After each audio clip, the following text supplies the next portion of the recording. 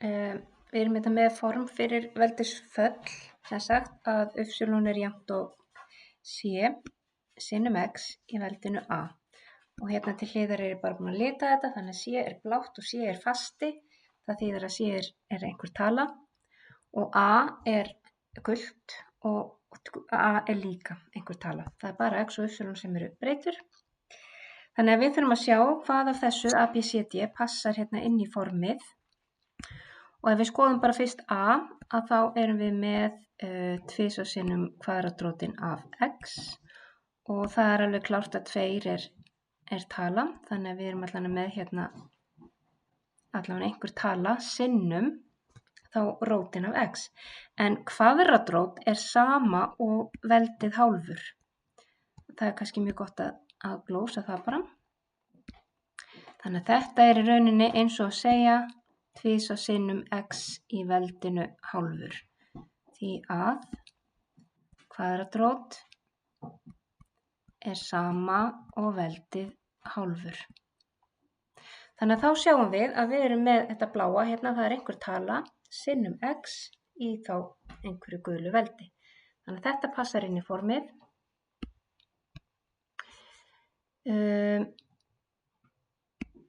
B, tökum það næst. Það er y jafnt og 3 deilt með x í öðru. Þegar við deilum með x í einhverju veldi, þá jafngildir að því að margfalda með x í mínus veldinu. Það er að segja, þegar veldið er í mínus, það þýðir að við erum að deila með veldinu. Þannig að þetta passar líka inn. Við erum með einhverja tölu sinnum x í einhverju veldi. Og það má þó auðvitað glósa að ef það er deilt með x í einhverju veldi, þá er það sama eins og að x sé í mínus viðkomandi veldi. Og svo stendur eitthvað hérna uppi.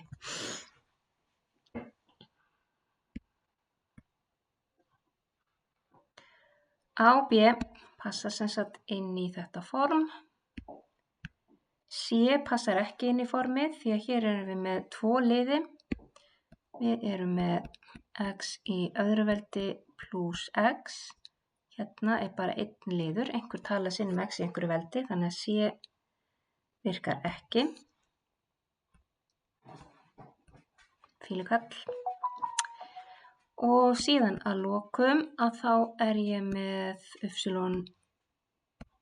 sama sem 1 deilt með 2 í x-ta, sem ég myndi kannski halda, jú, þetta er bara 1 sinnum 2 í mínus x-ta og það er alveg rétt.